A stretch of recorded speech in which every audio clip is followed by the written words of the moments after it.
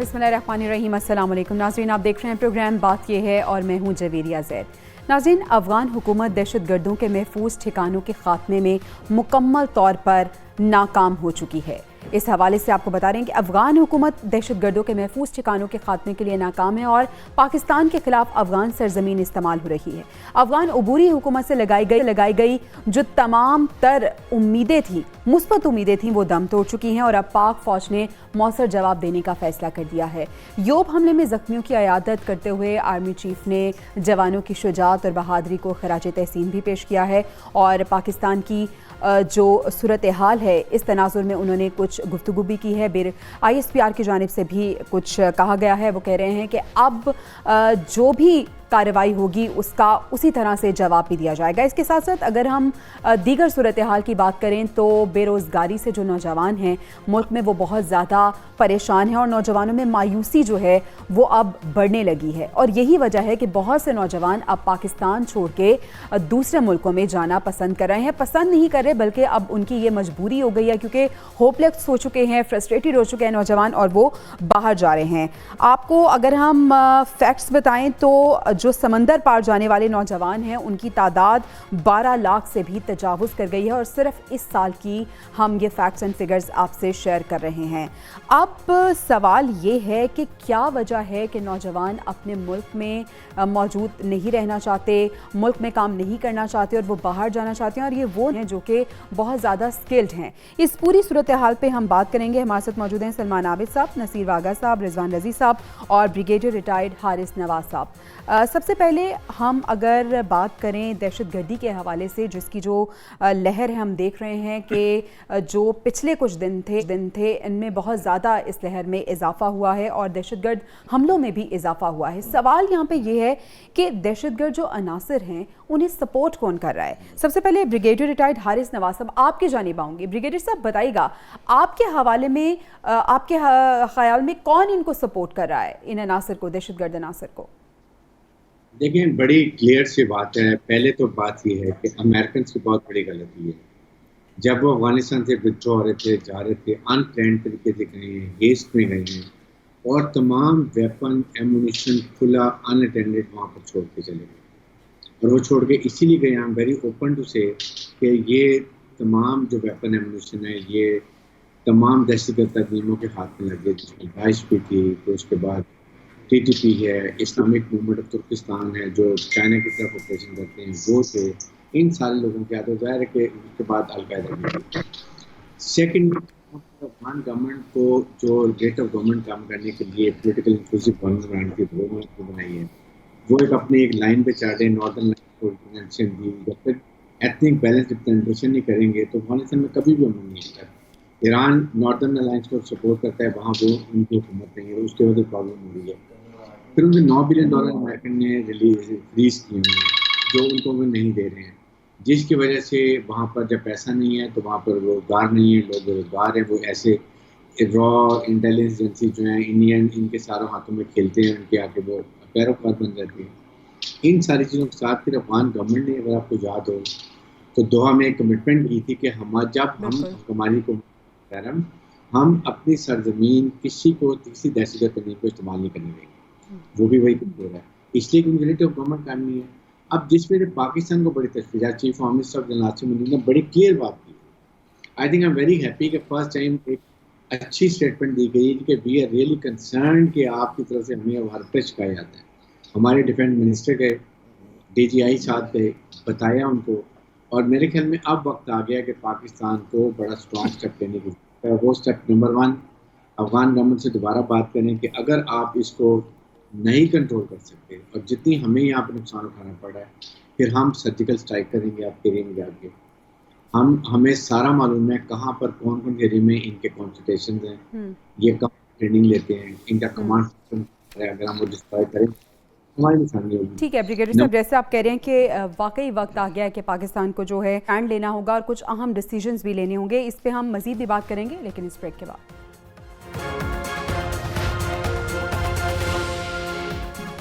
नाज़रीन, ब्रेक पे जाने से पहले हम बात कर रहे थे कि जो दहशत गर्दी की नई लहर है वो एक नया ख़तरा जो है वो अपने साथ लेके आई है। इसके मुहर्रकात के हवाले से हम बात कर रहे थे। नसीर वागा साहब, आपका रुख करूँगी। सर, आपको क्या लगता है कि आज पाक फ़ौज ने भी वाज़े कर दिया है कि अफ़गानिस्तान में जो TTP के महफूज ठिकाने हैं वो नाकाबिले बर्दाश्त हैं और अब इस पर मौसर कार्रवाई जो है वो की जाएगी? अफ़गानिस्तान के साथ साथ ना हमें ये भी देखना होगा कि BLA का क्या किरदार रहा है अफ़गानिस्तान के अंदर। जी। एक तो अफ़गानिस्तान की जो जुग़राफ़ियाई अहमियत है वो बहुत ज़्यादा है इस खित्ते में। इसके साथ साथ वो जो अनसिक्योर बॉर्डर है ना अफ़गानिस्तान के दरमियान और बलूचिस्तान के दरमियान, वो बहुत बड़ा प्रॉब्लम क्रिएट कर रहा है हमारी मुसल्लह अफ़वाज के लिए। हमें दाद देनी चाहिए हमारी मुसल्लह अफ़वाज को, अपनी मुसल्लह अफ़वाज को, कि उन्होंने हमेशा बड़ी ही जवां मर्दी और जुर्रत के साथ इस दहशत गर्दी का हमेशा से मुकाबला किया है। इससे पहले भी सुई में एक बड़ा हमला हो चुका और इसके साथ साथ जनरल सरफराज जो हैं, लेफ्टिनेंट जनरल सरफराज, उनका हेलीकॉप्टर बलूचिस्तान में क्रैश कर गया था। ये सारी दहशत गर्दी की वो कार्रवाइयाँ हैं जो बलूचिस्तान में होती नहीं।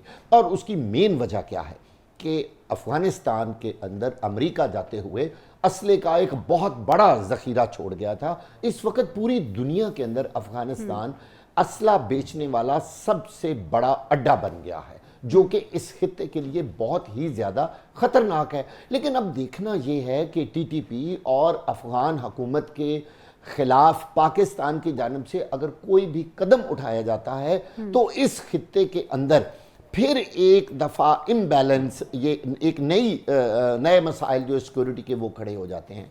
इसलिए हमारी मुसल्लह अफ़वाज इंतहाई अक्लमंदी के साथ और बड़ी अच्छी स्ट्रेटजी के साथ इससे नबर्द आजमा हैं और इसको फेस कर रही हैं। और बहुत सारी जो शहादतें हैं वो मुसल्लह अफ़वाज ने और दिए। और आप देखिए कि दो सूबे KP के और अफ़गानिस्तान ही पाकिस्तान में दहशत गर्दी से सबसे ज़्यादा मुतासर हुए हैं। लेकिन कितनी हैरान कुन बात है कि हमारे वज़ीर ख़ारजा को कुछ पता ही नहीं है। पूरी दुनिया हमें दहशत गर्द कह रही है और सबसे ज़्यादा पाकिस्तान खुद दहशत गर्दी का शिकार हो रहा है। इस बयानिए को इंटरनेशनल लेवल पे जिनका काम है वो तो खड़ा ही नहीं कर रहे, ना ही वो ये बयानियाँ लेके पूरी दुनिया के सामने जा रहे हैं कि भाई हमें दहशत गर्द कहने वालों, देखो हमारे कितने नौजवान रोज़ शहीद हो रहे हैं। आप अपना ये बयानियाँ भी तो लेके जाएं, लोगों को बताएं। लेकिन ना तो वज़ीर ख़ारजा को कुछ पता है कि वो इस वक्त कहाँ हैं और वो पाकिस्तान को कहाँ रिप्रेजेंट कर रहे हैं। जो इस वक्त पाकिस्तान का सबसे बड़ा इशू है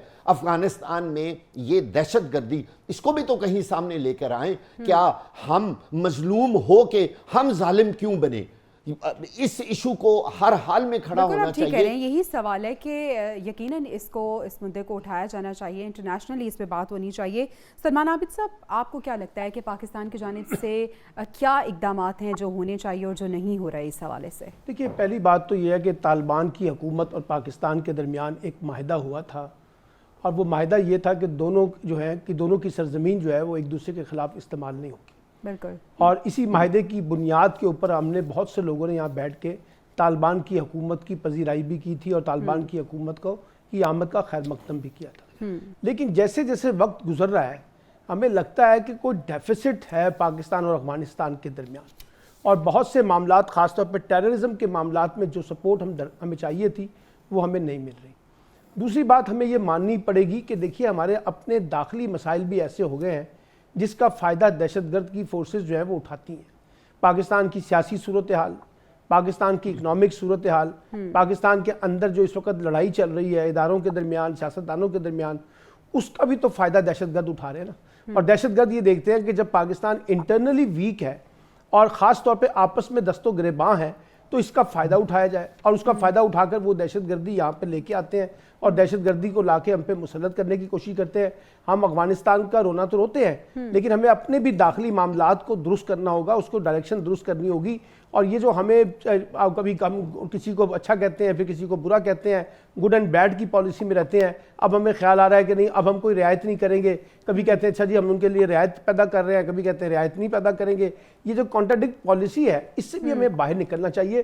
جو بھی پالیسی آپ لینا چاہتے ہیں آپ لیں افغان حکومت کے ساتھ، جیسے بریگیڈیئر حارث نواز نے کہا کہ آپ کو بات چیت کرنی پڑے گی، اور خاص طور پہ جتنے بھی گرے ایریا افغانستان کے کانٹیکس میں ہے اس میں ہندوستان کا رول بھی ہے، اس میں یہ بی ایل اے کا جو انہوں نے کہا اس کا بھی رول ہے. کچھ اور انٹرنیشنل فورسز ہیں جو افغانستان کے اندر انسٹیبلٹی کریٹ کر کے پاکستان کو ڈی اسٹیبلائز کرنا چاہتی ہیں، تو ہمیں ان کو بھی دیکھنا پڑے گا. لیکن ان سب کو کرنے کا طریقہ کار یہ ہے کہ پاکستان پہلے خود سٹیبل ہو. دیکھیں نا ہم تو پچھلے 1.5-2 سال سے پاکستان کے اپنے داخلی مسائل میں کیا ہوا ہے کہ آبادی میں جو بے ہنگم اضافہ ہو رہا ہے اس کو روکنے کے لیے چیف جسٹس صاحب میدان میں آ گئے ہیں، اور سیکیورٹی ادارے فوڈ سیکیورٹی اور عدلیہ آبادی کو کنٹرول کرنے میں کامیاب ہو پائے گی یا نہیں، یہ اہم سوال ہے. لیکن رضوان رضی صاحب سوال یہ بھی ہے کہ اگر نظام عدل آبادی کو کنٹرول کرنے اور سیکیورٹی ادارے جو ہیں وہ فوڈ سیکیورٹی کو کنٹرول کرنے میں لگ جائیں گے تو جو ان کے کام ہے وہ کون کرے گا، اور اس طرح کی صورتحال تو پھر پیدا نہیں ہوگی.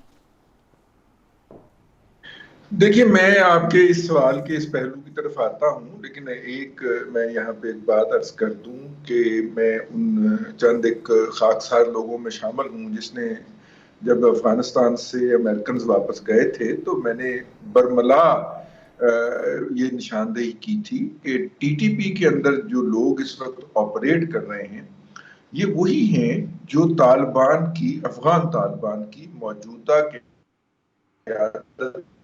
میزبان رہے ہیں. جب 9/11 ہو گیا تھا اور اس کے بعد افغان طالبان کی قیادت وہاں سے بھاگی تھی اور انہوں نے پاکستان کے بارڈر ایریاز میں خاص طور پہ سابقہ فاٹا میں آ کے پناہیں لی تھیں، تو ان کے جو میزبان تھے ان میں سے بیشتر اس وقت ٹی ٹی پی میں آپریٹو ہیں.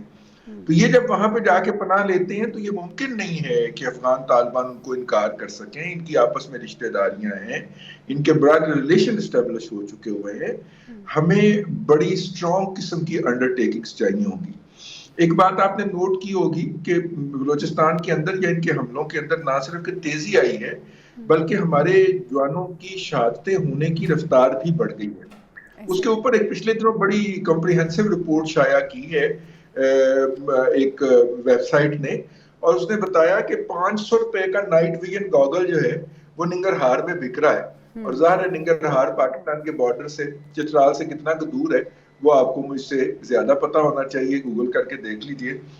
تو وہاں پہ اگر بک رہا ہے تو اس کا مطلب وہ پاکستان میں استعمال ہو رہا ہے، اور پاکستان میں اس کو اچھا اس طرح ایک اور بھی کام ہوا ہے. وہ یہ ہوا ہے کہ پہلے بی ایل اے اور ٹی ٹی پی اپنے ایک دوسرے کو رائیول سمجھا کرتے تھے، ان کی آپس میں بھی لڑائیاں ہوا کرتی تھی. لیکن امریکن کے افغانستان سے رخصت ہونے کے ساتھ ہی ان کا ایک جوائنٹ وینچر بن گیا اور انہوں نے ایک دوسرے کے ساتھ تصویراتی الائنس کر لیا ہے. اب یہ ایک دوسرے کے ساتھ کوآرڈینیٹ کر کے آپریٹ کرتے ہیں، اور چونکہ دونوں کی اسٹرینتھ جو ہے وہ بلوچستان کے اندر واقع ہے تو اس لیے وہاں پہ ہمیں ان کی کارروائیوں کی زیادہ کنسنٹریشن نظر آتی ہے. اور جو نیٹو کا اسلحہ ہے جو ان کے ہتھے چڑھ گیا ہے اور اس وقت دنیا بھر میں یہاں سے سپلائی بھی ہو رہا ہے، اس اسلحے کے باعث یہ زیادہ کیجوالٹیز کر پاتے ہیں.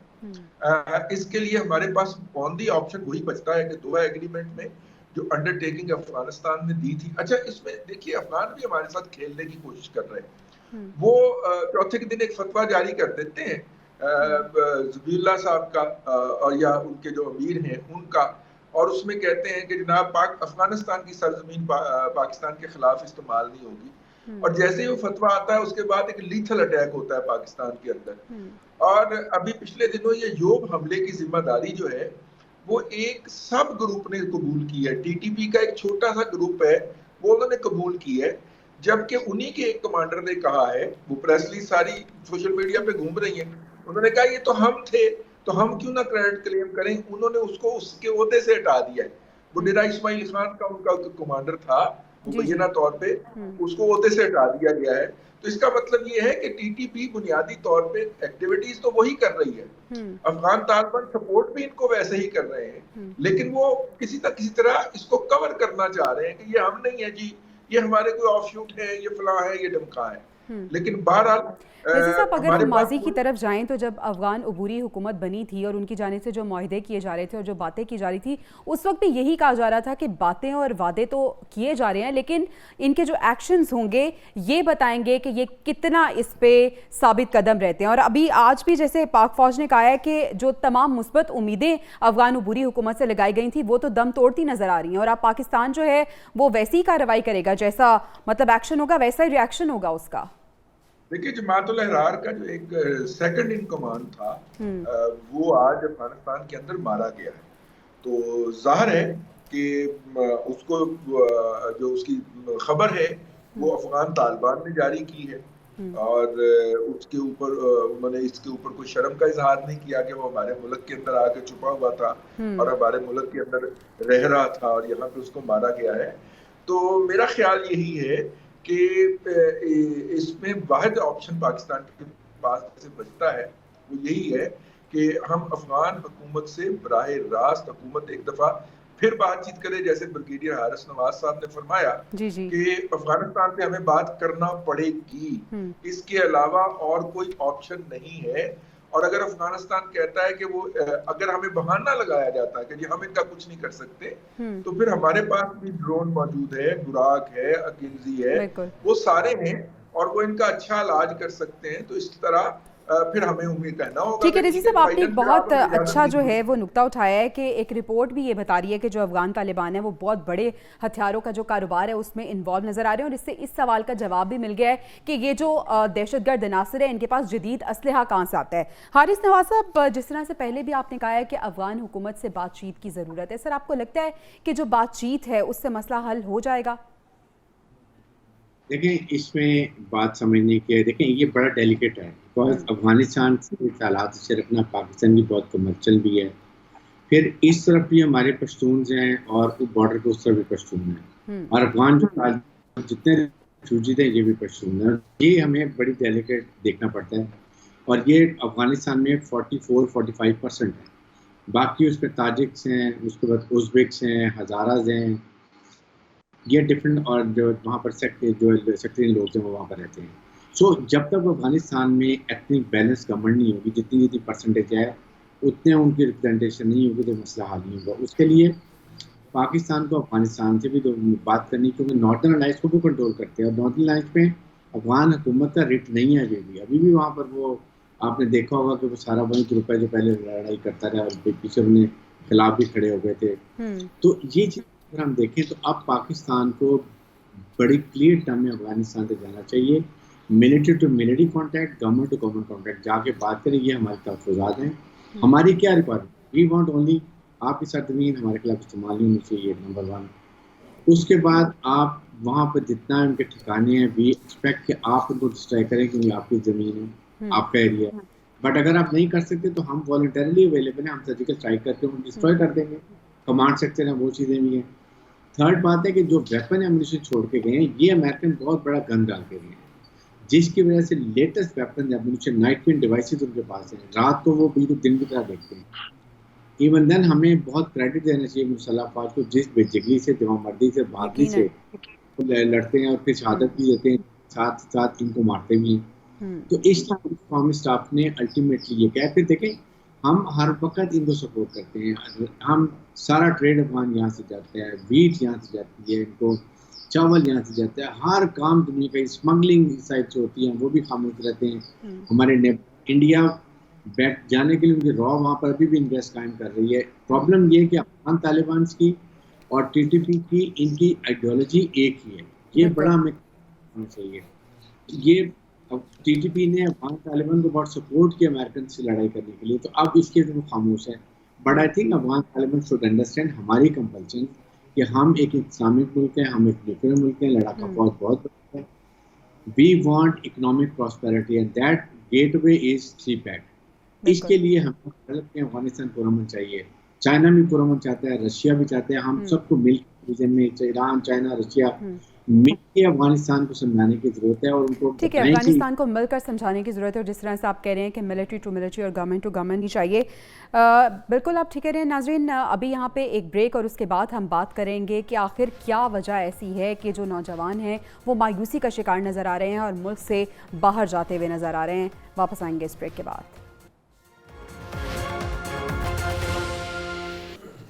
Welcome back. ناظرین پاکستان کی جو بگڑتی معاشی صورتحال ہے اس کے پیش نظر بے روزگاری سے جو نوجوان پریشان ہیں ان میں مایوسی مزید بڑھنے لگی ہے۔ اپنے مستقبل سے نا امید لاکھوں نوجوان پاکستان چھوڑ چکے ہیں اور 4 لاکھ مزید نوجوان اس سال کے پہلے 6 ماہ میں سمندر پار چلے گئے ہیں۔ اس طرح موجودہ دور حکومت میں سمندر پار جانے والے نوجوانوں کی اگر تعداد کی بات کریں تو وہ 12 لاکھ سے بھی تجاوز کر گئی ہے۔ یہاں یہ بات بہت امپورٹنٹ ہے کہ یہ 4 لاکھ نوجوان مختلف شعبہ جات میں انتہائی مہارت رکھتے تھے۔ اس برین ڈرین کی بڑی وجہ مہنگائی اور بڑھتی ہوئی بے روزگاری بتائی جا رہی ہے، لیکن IMF سے جو معاہدہ ہوا تھا اس کے بعد معیشت کی بحالی کی باتیں کی جا رہی تھی، بہت زیادہ مبارکبادیں کی جا رہی تھی، تو پھر یہ برین ڈرین اور یہ تارکین وطن کا سلسلہ جو ہے یہ رکے گا یا نا امیدی مزید بڑھے گی؟ اسی پہ ہی ہم بات کر لیتے ہیں۔ سلمان عابد صاحب آپ کا رخ کروں گی۔ سر آپ کو کیا لگتا ہے کہ کیا وجہ ہے کہ نوجوان جو ہیں، ویسے وجہ تو ہم سب کو پتہ ہے، لیکن سر یہ جو نا امیدی ہے نوجوانوں میں کسی صورت یہ کم ہو پائے گی؟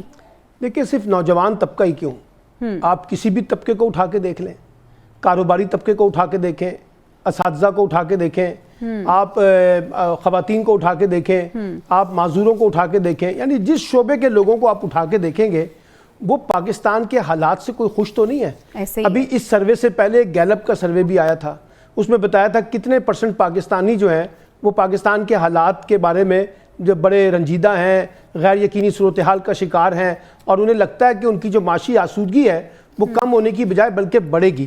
تو اس لحاظ سے یہ تو ایک اوورآل نیشنل ایشو بن چکا ہے پاکستان کا۔ یہاں بدقسمتی سے اگر کسی نے ترقی کی ہے تو وہ پاکستان کا رولنگ الیٹ طبقہ ہے، چاہے وہ ماضی کے حکمران ہیں، چاہے وہ آج کے حکمران ہیں، چاہے طاقت کے مراکز ہیں، ان سب نے یہاں پہ اپنے معاشی حالات تو درست کر لیے۔ ان کی تو انڈسٹریاں بھی بہت گرو کر رہی ہیں، ان کے تو کاروبار بھی بہت گرو کر رہے ہیں، انہوں نے پاکستان سے پیسہ بھی ماشاءاللہ بہت باہر منتقل کیا ہے، ان کے بچے بھی باہر پڑھتے ہیں۔ ان کے لیے تو یہ مسائل نہیں ہیں، مسائل تو ان پاکستانیوں کے لیے ہیں جو نوجوان یہاں پڑھ لکھ کے ایک بڑی امید لگاتے ہیں کہ پاکستان کے اندر ان کے لیے ایسے حالات پیدا ہوں گے کہ وہ روزگار بہتر طریقے سے کما سکیں گے۔ آپ کو پتہ ہے نا کہ پاکستان میں یہ تو بھی آپ نے کہا نا پروفیشنل کیٹیگری کے لوگ ہیں، لیکن یہاں تو لیبر بھی دیکھیے نا کتنی لیبر پاکستان سے باہر جاتی ہے، وہ وہاں جیلوں میں سڑ رہی ہے، کہیں سعودی عرب میں، کہیں UAE میں، کہیں دوسرے ملکوں کے درمیان۔ کیونکہ بنیادی مسئلہ کیا ہے؟ بنیادی مسئلہ یہ ہے کہ ہم نے یہاں پر کوئی انڈسٹریلائزیشن نہیں کی، ہم نے سڑکوں کے جال بچھا دیے، ہم نے انڈر پاسز بنا دیے، انفراسٹرکچر پہ بہت پیسہ لگا دیا۔ نئی انڈسٹری اور خاص طور پہ سمال میڈیم انٹرپرینور جو انڈسٹریاں ہیں وہ تو ہم نے بالکل نہیں لگائیں جہاں نوجوانوں کے لیے روزگار پیدا کیا جاتا۔ ڈگریاں ہماری آہستہ آہستہ ارریلیونٹ ہوتی جا رہی ہیں۔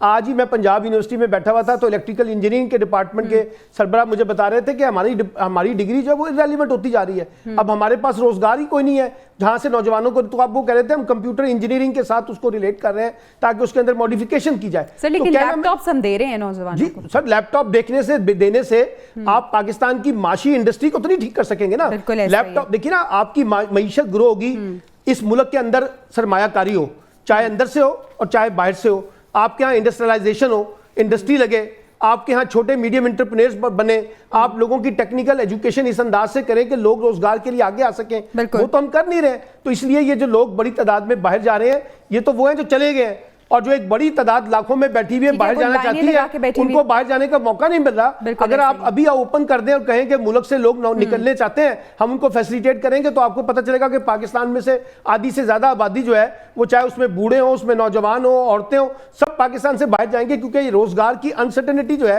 وہ یہاں پر اچھی خاصی بڑھ گئی ہے۔ یہاں پہ کوئی بھی رہنا نہیں چاہ رہا اور تمام لوگ جو ہیں وہ روزگار کی تلاش میں وہ باہر جانا چاہ رہے ہیں۔ نصیر واگا صاحب، IMF سے جو ہمارا معاہدہ ہوا تھا اس کے بعد بڑی مبارکبادیں دی جا رہی تھی اور یہ کہا جا رہا تھا کہ معاشی استحکام آئے گا، لیکن ہم تو نہیں دیکھ رہے۔ ہم دیکھ رہے ہیں کہ وقت کے ساتھ ساتھ بجلی کی قیمتوں میں اضافہ ہو رہا ہے، گیس کی قیمتیں بڑھی ہیں، پیٹرول پرائسز بڑھی ہیں، اور سر یہ بھی کہا جا رہا ہے کہ اتنے پاسپورٹس جو ہیں وہ بنوائے گئے ہیں کہ پیپر بھی ختم ہو گیا۔ اس حوالے سے کیا میرے خیال میں کچھ آپ کے پاس فگر موجود ہے؟ جی میں آپ کو فیکٹس فگر کے ساتھ بات بات بتانے لگا ہوں. ایک بات تو یہ ہے کہ پاکستان کے اندر بے روزگاری تو اپنی جگہ پر ہے ہی. جو سب سے بڑی میں آپ کو بات بتانے لگا ہوں وہ ہے غیر یقینی کی صورتحال. یہ جو انسرٹینٹی ہوتی ہے نا یہ کسی بھی قوم اور ملک کے لیے تباہی کا باعث ثابت ہوتی ہے. بے روزگاری میں چلیں اگر غیر یقینی نہ ہو تو یہ پتہ چل جائے مجھے کل پرسوں مہینے بعد 6 مہینے بعد کو روزگار مل جائے گا, میرا مستقبل اچھا ہو جائے گا. کل میں نے لاہور کے ایک بڑے پاسپورٹ آفس کا وزٹ کیا. جو میں نے وہاں طوفان لوگوں کا دیکھا ہے, جو جم غفیر دیکھا ہے, میں حیران ہو گیا. اور میں نے وہاں کے ڈائریکٹر پاسپورٹ سے پوچھا یہ کیا ہو رہا ہے. مجھے انہوں نے بتایا کہ آپ یقین کریں نصیر واغا صاحب, ہم نے ان لوگوں سے پوچھا ہے کہ آپ کیوں اتنے لوگ پاسپورٹ بنوا رہے ہیں. جہاں 500 پاسپورٹ بنتا تھا وہاں 1200 پاسپورٹ ایک دفتر میں بن رہا ہے. آپ اندازہ کریں. لوگوں نے پتہ ہے کیا بتایا, انہوں نے کہا کہ ہمیں یہی نہیں پتا کہ پتہ نہیں کل یہاں پاسپورٹ ہی نہ بنے, کاغذ ہی ختم ہو جائے, جلدی ختم ہو جائے, ہم جلدی سے پاسپورٹ بنوا کر رکھنا چاہتے ہیں. ہمیں جو پہلا موقع ملے گا پاکستان سے جانے کا وہ ہم اویل کر کے پاکستان سے جانا چاہتے ہیں. وہاں میں نے نوجوان دیکھے, میں نے نوجوان لڑکیاں دیکھیں, بچے دیکھے, فیملیاں دیکھیں. ہر بندے سے بات کی, وہ کہتا ہے جی میں اس ملک سے باہر جانا چاہتا ہوں. کیوں؟ غیر یقینی کی صورتحال. یہ جو آپ معیشت کی باتیں کرتے ہیں نا, یہ معیشت بہتر ہوئی ہے. ججز کی تنخواہوں اور پھر جو سینیٹرز ہیں ان کے لیے, چیئرمین سینٹ کے لیے, ایم پی ایز کے لیے, ایم این ایز کے لیے, کالا دھن رکھنے والوں کے لیے, بڑے بڑے جو بزنس مین ہیں ان کے لیے تو معاشی بحالی ہو سکتی ہے, لیکن عام عوام کے لیے 1% بھی اس میں کوئی بہتری نہیں آئی. یہ جو ڈالرز آ رہے, یہ جو IMF ہے, کوئی بندہ مجھے بتا دے آ کے, کوئی اکانومسٹ, کہ اس کا نیچے کے لیول پر کب اثر ہوگا. او بھائی قوم کو یہ تو بتائیں. اور یہ تو ہم نے قرضہ جو سود دینا ہے نا, جو ہم نے پیسہ لیا ہوا ہے, ہم وہ سود واپس کر کے ہم ڈیفالٹ سے بچنا چاہتے ہیں. یہ والا جو ڈالر ہے, یہ جو 2, 4, 5 ارب روپیہ, پھر بغلیں بجا رہے ہیں, ڈھول بجا رہے ہیں, ادھار کے پیسے لے کے UAE نے دے دیا, سعودی عرب ٹھیک ہے سر, آپ ٹھیک کہہ رہے ہیں کہ عوام کو اس سے کوئی سروکار نہیں ہے, لوگوں کے ڈالر لا کے کتنا مل رہا ہے, کیا ہو رہا ہے, ان کے لیے تو بنیادی ضروریات اگر نہیں مل رہی, ان کو تو ان سے غرض ہے نا. جب آپ کی بجلی مہنگی ہے, جب آپ کی روٹی مہنگی ہے, آپ کو پتہ ہے آٹے کا آج میں نے اخبار میں پڑھا 100 روپیہ تھیلے کے پیچھے. بجلی کی پرائسز جو ہیں 4.96 روپے اور بڑھ گئی ہیں. تو بھئی قوم تو چکی میں پس رہی ہے, مہنگائی کی چکی میں. تو آپ بتائیں یہ ڈالر کہاں ہیں؟ لوگوں کو کون سی خوشخبری سنا رہے ہیں؟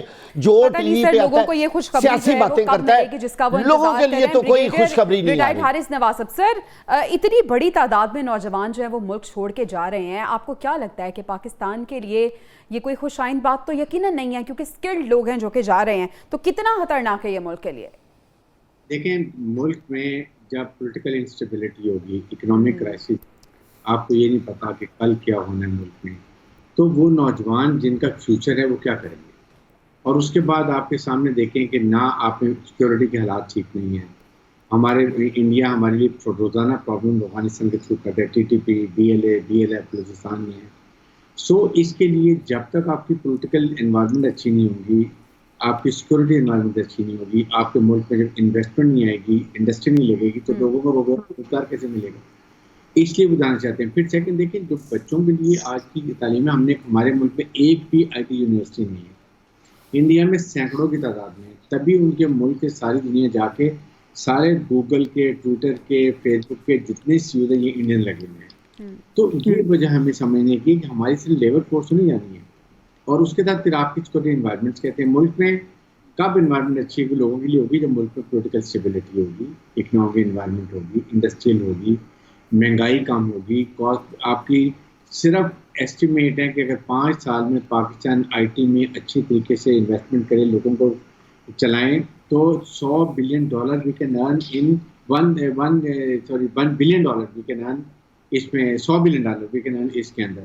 بات یہ ہے کہ اس کے لیے ہمیں اپنی پالیسی بنانی. ابھی بڑا اچھا انیشیٹو ہوا ہے جو چیف آف اسٹاف نے بھی لی ہے, جو آپ نے دیکھا کہ آپ نے اسپیشل انویسٹیگیشن فیسیلیٹیشن کاؤنسل بنا دی ہے, پھر ایک ہم نے land information system management system بنا دیے, اور ابھی میرے خیال میں کم از کم $15 سے $20 بلین 1-1.5 سال میں پاکستان میں آنے والا ہے, جس کے لیے صرف ہم نے یہ کرنا ہے کہ ہمیں انوائرمنٹ ٹھیک کریں, پولیٹیکل اسٹیبلٹی لے کے آئیں, عوام کے مینڈیٹ کی حکومت بنے, اور وہ پھر یہ اس میں اور جب انویسٹمنٹ آئے گی تو ظاہر انویسٹمنٹ کے ساتھ آپ کا روزگار بڑھے گا, لوگوں کی خوشحالی ہوگی. یہ بہت, آپ نے 13,000 روپے سے ایک آپ نے ویب سائٹ سے جو لون لیا ایک انسان نے, بالکل ایسے ہی سر. سوئسائڈ, اس کا کون ذمہ دار ہے؟ یہ حکومت پاکستان ذمہ دار ہے. اس لیے میں یہ کہتا ہوں یہ ٹھیک کریں. یہ آپ کو کیوں نہیں پتا کہ آپ کی ویب سائٹ غلط بن رہی ہے؟ ڈمپ کراتی ہیں یا آپ کی لاٹری نکلیں, پیسے دے دیں, بیچارے پیسے پھنس جاتے ہیں. اس کے بعد آپ کے پیسے سے آتے ہیں ہم فلاں بینک سے بول رہے ہیں, ہمیں اپنا سیکورٹی کیونکہ لوگ نمبر دیں. اتنے زیادہ پریشان ہیں کہ جہاں پہ انہیں کچھ تھوڑی امید نظر آتی ہے وہ اسی راستے پہ چلنا شروع کر دیتے ہیں. رضوان عزیز صاحب, انسرٹینٹی بہت زیادہ ہے, پولیٹیکلی انسٹیبلٹی ہمارے ملک میں بہت زیادہ ہے. سر اگر یہی صورتحال رہی تو سرمایہ کار کس طرح سے اس ملک میں آئیں گے؟ اور جب تک سرمایہ کار نہیں آئیں گے, سرمایہ کاری نہیں ہوگی تو پھر لوگ تو باہر جائیں گے. دیکھیے ابھی 2 ہی دن گزرے ہیں جب ایک صاحب روزانہ کہا کرتے تھے کہ پاکستان جو ہے وہ سری لنکا بننے لگا ہے اور پاکستان جو ہے وہ فرانس بننے لگا ہے. تو وہ انہوں نے بند کیا ہے IMF کے ساتھ جو ہماری ڈیل ہوئی ہے. اور بائی دا وے باہر جانے کا پروسیس جو ہوتا ہے کسی بھی پروفیشنل کا, کسی بھی طالب علم کا, وہ کم از کم سال اور زیادہ سے زیادہ 2 سال 2.5 سال کے اندر مکمل ہوتا ہے. تو یہ نہیں ہوا کہ IMF کی ڈیل کے بعد فوراً لوگوں نے پاسپورٹ پکڑے اور باہر بھاگ گئے. آپ نے جو فگر دیا ہے اس حوالے سے, گزشتہ ماہ بھی میں سلمان عابد صاحب کی بغل میں بیٹھا ہوا تھا تو انہوں نے 8 لاکھ فرمائے تھے, آپ نے آج اس میں 4 لاکھ ایڈ کر دیے ہیں. مجھے نہیں پتا یہ فگر آپ نے کہاں سے لیا ہے اور یہ کون یہ فگر جاری کر رہا ہے. لیکن میڈم میری بات تو سن لیجیے نا. دیکھیے 3 سال 7 ماہ 21 دن کے اندر اس ملک کے اندر 50 لاکھ نوکریاں جنریٹ ہوئی تھی اور 50 لاکھ لوگ پوری دنیا سے کام کرنے آئے تھے. اب ان کی محبوب حکومت نہیں رہی تو انہوں نے واپس تو جانا ہی جانا ہے. ابھی 38 لاکھ نے اور بھی واپس جانا ہے. آپ ذرا دل کو تھام کے رکھیں, پریشان نہ ہوئیے اس کے اوپر. ابھی صرف 12 لاکھ لوگ واپس گئے ہیں, ابھی 38 لاکھ لوگوں نے اور بھی واپس جانا ہے. مذاق کو ایک سائڈ پہ کرتے ہوئے دیکھیے یہ جو لوگ جا رہے ہیں ہمارے, پہلی تو بات یہ ہے کہ ان کی ڈگری, میں آپ کو ایک چھوٹا سا, میں نے ابھی بیٹھے بیٹھے یاد مجھے لاہور میں 13 میڈیکل کالجز ہیں اور ان میں سے 5 سرکاری ہیں, 8 غیر سرکاری ہیں. یہ مل کے 850 ڈاکٹر پیدا کرتے ہیں. پنجاب حکومت پورا سال کے بعد جو پبلک سروس کمیشن کا امتحان لے کے جو ڈاکٹر سرکاری نوکریوں پہ رکھتی ہے وہ 250 سے 225 ہوتے ہیں. اگر ایک سال مس ہو جائے تو اگلے سال وہ 400 سے 500 رکھ لیتے ہیں. یعنی کہ جتنے ڈاکٹر اس وقت گریجویٹ کر کے نکل رہے ہیں, میں صرف ایک شعبے کی بات کر رہا ہوں, ان کو پنجاب کی حکومت جو ہے وہ جاب فراہم نہیں کر سکتی. پھر وہ چڑھ جاتے ہیں اس سیٹ کے ہاتھ, جو سیٹ جو ہے جس نے ہاسپٹل کے باہر لاکھوں روپیہ فیس لینی ہوتی ہے لیکن اس ڈاکٹر کو اس نے چند ہزار روپے دینے ہوتے ہیں. وہ اس ایکسپلائٹیشن سے بھاگ رہے ہیں. اگر ان کا بھی کوئی پرائیویٹ سیکٹر کا جاب سٹرکچر ہو, جاب سیکیورٹی ہو, تو وہ یقیناً نہ بھاگیں. اچھا یہ لوگ جا کہاں پہ رہے ہیں؟ یہ ایسٹرن یورپ میں جا رہے ہیں. ایسٹرن یورپ کے اندر اس وقت یوکرین وار ہو رہی ہے اور یوکرین کے ہمسایہ پولینڈ سے شروع ہو جائیے, نیچے جو ہے وہ ہنگری تک آ جائیے, ہنگری سے رومانیہ, رومانیہ سے بلغاریہ تک, یہ ساری جو کرو بنتی ہے, یہاں کا نوجوان جو ہے وہ اپنا ملک چھوڑ کے اس جنگ کی وجہ سے ویسٹرن یورپ جا رہا ہے. وہاں پہ ایک ویکیوم ہے, لہذا ہمیں وہاں پہ ویلکم کیا جا رہا ہے. یہ ون ٹائم اپرچونٹی ہے, ہمارے نوجوان اس اپرچونٹی کو اویل کر رہے ہیں. میں اس پہ بہت مطمئن ہوں, خوش ہوں. ہماری سکلڈ مین پاور کو آپ اس برین ڈرین کو مثبت سمجھ رہے ہیں؟ میں اسے مثبت سمجھ رہا ہوں. میں چاہ رہا ہوں کہ ہماری skilled manpower, high end کی مین پاور باہر جا رہی ہے. 3 شہر بسائے ہیں پولینڈ نے, کیونکہ امریکنز نے کہا ہم آئی ٹی کی آؤٹ سورسنگ اب انڈیا کی بجائے آپ کو کیا کریں گے. وہاں پہ آئی ٹی پروفیشنلز کی ضرورت ہے. کل ایک بچے کو میں نے ریکمینڈ کیا ہے, میں چونکہ اپنا آپ کی نظر میں, لیکن سر یہ بھی تو ہے نا کہ نا امیدی لے کے یہ جا رہے ہیں, کوئی ایسا تو نہیں ہے کہ کسی نا امیدی جو ہوتی ہے نا, یہ ختم کرنا جو ہوتا ہے نا, یہ لیڈرشپ کا کام ہوتا ہے. وہ پولیٹیکل لیڈرشپ ہوتی ہے, وہ ریلیجس لیڈرشپ ہوتی ہے, وہ ایجوکیشنل لیڈرشپ ہوتی ہے, وہ ایڈمنسٹریٹو لیڈرشپ ہوتی ہے. تمام جو سوسائٹی کو لیڈرشپ لے کے چلا رہی ہوتی भले वो झूठी लेकिन सर यही तो वो तबका होता है, यही तो वो लोग होते हैं जिसने किसी मुल्क को डेवलप करना होता है। अगर यही लोग बाहर चले जाएंगे तो फिर मुल्क का क्या बनेगा? इनके मुताबिक तो ये लोग बाहर जाके डेवलपमेंट करें, पाकिस्तान की डेवलपमेंट वहीं की वहीं रुके रहे। यहाँ आप उनको लैपटॉप दे दें और उनको कहें आप सिर्फ सेल परचेज का काम करें और बस इसके अलावा कोई काम ना करें। एक मुल्क की प्रोडक्ट दूसरे मुल्क में बैठ के सेल करें।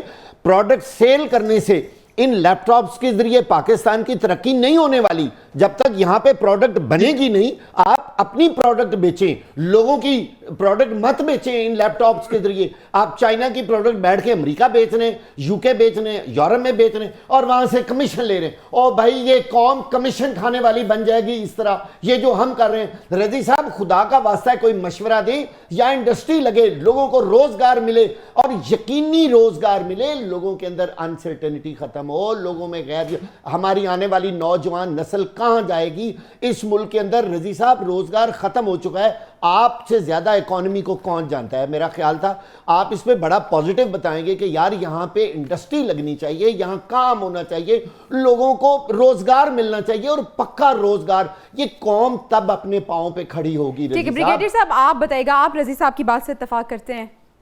देखिए, इसमें मैं आपको बताऊं, इस वक्त जो है ना, बेसिकली जो एक अपॉर्चुनिटी है वो आईटी आईटी में आपने कोई इंडस्ट्री नहीं लगानी है, आपने कुछ नहीं करना। ई कॉमर्स है, अमेज़न, इतने बिजनेस लोग कमा रहे हैं।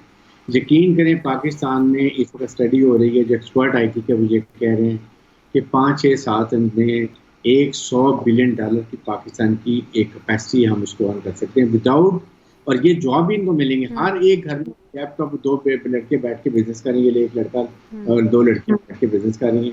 सो इसको हमें आईटी यूनिवर्सिटी बनाए, वो हमारे पास होनी चाहिए। कभी एक आज प्राइम मिनिस्टर ने एक इनॉग्रेशन की अमेरिका में मियाँ वाली में कहाँ पर जाके की है।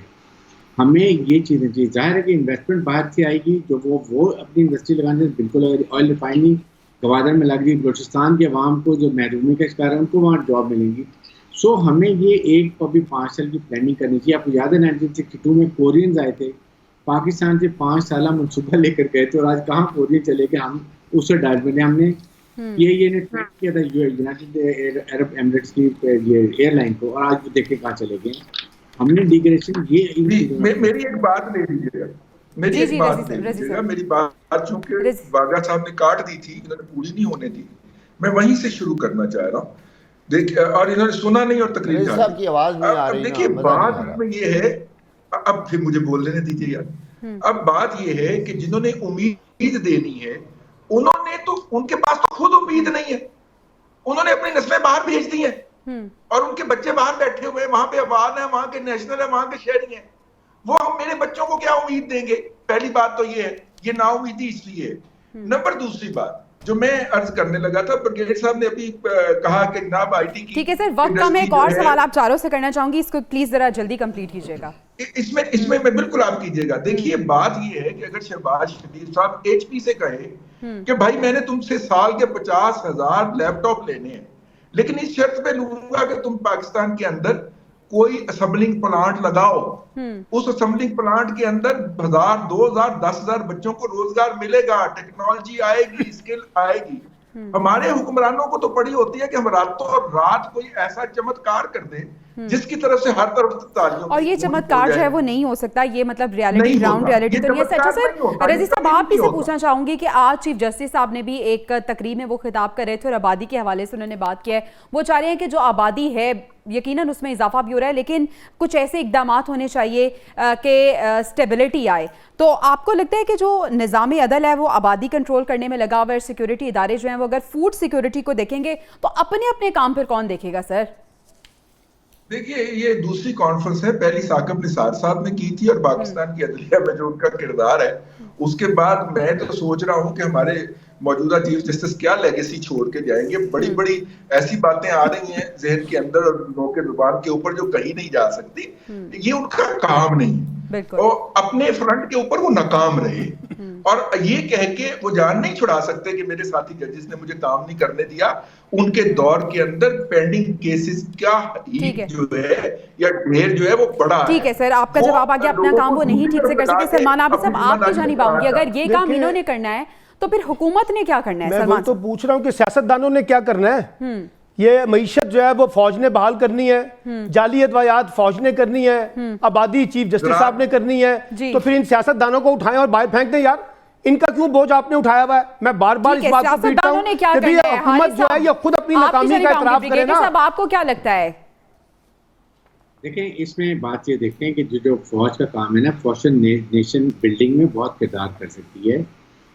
چیف آرمی اسٹاف نے بالکل صرف یہ کہ جو ویسٹ لینڈ انکلٹیویٹڈ ویسٹ لینڈ ہے اس کو فوج کین ہیلپ کے اس کو ریکلیم کر کے کاشت کے کور کے بنا کے اور پھر کاشتکاروں کو چھوٹے کاشتکاروں کو دے دی جائے, ان کو دی جائے گی. فوج اگر نتھنگ ٹو ڈو تاکہ آپ ویٹ میں, کاٹن میں, شوگر میں سیلف سفیشینٹ ہو.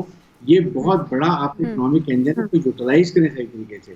اور پھر انویسٹمنٹ کے لیے جو ایک نئی ابھی بنائی ہے اسپیشل انویسٹیگیشن سینٹر بنا دی, کونسل بنائی ہے, اس کا کام ہے کہ 1 ملین آپریشن لوگوں کو مہیا کریں. جو انویسٹمنٹس آ رہی ہیں یہ نہیں ہے, ٹھیک ہے, لوگوں کی بہتری وہ بھی چاہتے ہیں. نصیر واگا صاحب بہت کم وقت ہے, آپ بھی اپنا میں تو دونوں اداروں کے ان اقدامات کی تعریف کروں گا اور سپورٹ کروں گا. جب سول گورنمنٹ اپنا کام نہیں کرے گی تو فوج کو بھی آنا پڑے گا اور عدلیہ کو بھی. بہتر تو یہ ہوتا کہ عدلیہ اگر آبادی کنٹرول کرنے والے ڈپارٹمنٹ سے رپورٹ مانگتی کہ آج تک آپ نے کیا کیا ہے اور پاکستان کی اتنی آبادی کیوں بڑھ رہی ہے, ادھر توجہ دیتے, نہ کہ انتقال کے 5 ماہ بعد پرویز مشرف کی درخواست سپریم کورٹ میں اب سماعت کے لیے منظور ہوئی ہے. 10 سال پہلے سن 2013 میں انہوں نے ان کی کاغذات نامزدگی مسترد ہونے کی ایک انہوں نے درخواست دائر کی تھی, وہ آج تک نہیں لگی, وہ اب لگی ہے جبکہ وہ اللہ کو پیارے ہو چکے ہیں. ویسے سپریم کورٹ کو اپنی کارکردگی کا جائزہ لینا چاہیے, انہوں نے سوچنا چاہیے کہ ہم کر کیا رہے ہیں. ٹھیک ہے وہ اقدامات بھی صرف انہیں نہیں بلکہ ہر ادارے کو سوچنا چاہیے کہ وہ کر رہے ہیں. اور اختتام اسی بات پہ کروں گی کہ جس کا کام اسی کو ساجے. ملک میں اسٹیبلٹی کی بہت زیادہ ضرورت ہے. ہم امید کرتے ہیں اور دعا کرتے ہیں کہ اس ملک میں پولیٹیکل اسٹیبلٹی بھی آئے تاکہ جو نوجوان ہیں وہ باہر نہ جائیں بلکہ اپنے ملک کی ڈیولپمنٹ میں اہم رول پلے کریں. اب تک کے لیے اتنا ہی.